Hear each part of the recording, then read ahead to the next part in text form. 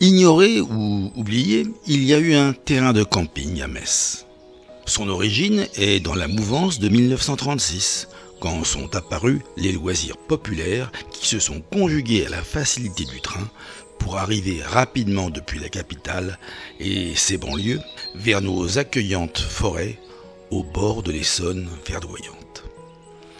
Moyen de liberté sans entrave, mais sans confort, le camping qui n'était à l'origine qu'une halte de bivouac des randonneurs glissera peu à peu dans la sédentarisation qui fera s'attarder à Metz pour des séjours de vacances heureuses. Soucieux d'améliorer l'accueil et de pouvoir tirer quelques subsides de la présence des campeurs sur le secteur des Creusot au pied du mont Saint-Éloi et de l'ex-tracé du train CGB Vermilly, c'est en juillet 1956 que le conseil municipal décide de faire réaliser un forage et d'offrir un point d'eau. La pompe était située à droite, à une vingtaine de mètres après l'entrée du chemin de la parcelle 27 qui délimite le camping.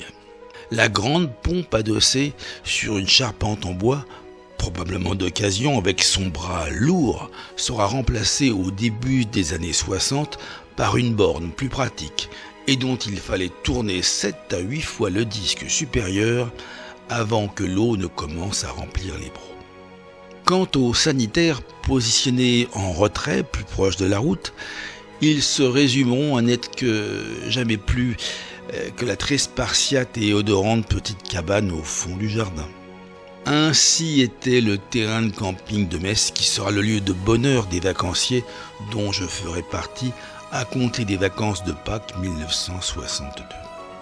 Mon père avait acheté une petite caravane d'occasion, toute ronde, et m'avait déposé dans le bel espace boisé bordé d'une carrière de sable sous la protection de ma mère. C'est sur ce territoire que se reproduiront les vacances de mes jeunes années et aussi des dimanches en famille, dans l'étendue de tous les chemins à découvrir qui forgeront ma liberté et mon autonomie. Dans ce beau décor de sable blanc et de pins espacés qui s'élargira la parcelle 57, les familles de Parisiens et banlieusards devenaient souvent des habitués qui se retrouvaient chaque année. En été, on partait en convoi vers la piscine municipale, en prenant toujours soin d'éviter les horaires de la colonie de vacances du grand magasin Bazar de l'Hôtel de Ville qui jouxtait le terrain de camping et dont les enfants et l'animatrice accaparaient bruyamment les bassins. Mon regard d'enfant captait la visite régulière du garde champêtre comme une sorte d'attraction dans le monde des adultes parisiens en quête à retrouver le climat de leur propre jeunesse, dans les rites préservés d'une France rurale où l'information du village circulait de bouche à oreille. Je notais que le personnage local arrivait souvent vers l'heure de l'apéritif pour collecter la rétribution des campeurs. Conformément à l'évolution sociale des années 60 puis 70 du XXe siècle, les tentes ont peu à peu disparu au profit des caravanes qui se sont imposées de plus en plus à devenir comme des résidences secondaires fixes, que certains entouraient de barrières pour fermer leur territoire. L'ère du camping à Metz s'achevait avec l'apparition de l'individualisme et le moyen facile, généralisé, du désir de voyager toujours plus loin.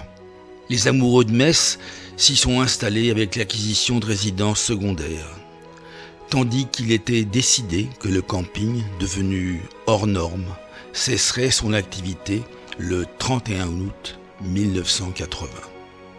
Une vieille dame démunie qui habitait dans une caravane de récupération sera relogée par le soin de la commune dans un des logements de l'ancienne sucrerie.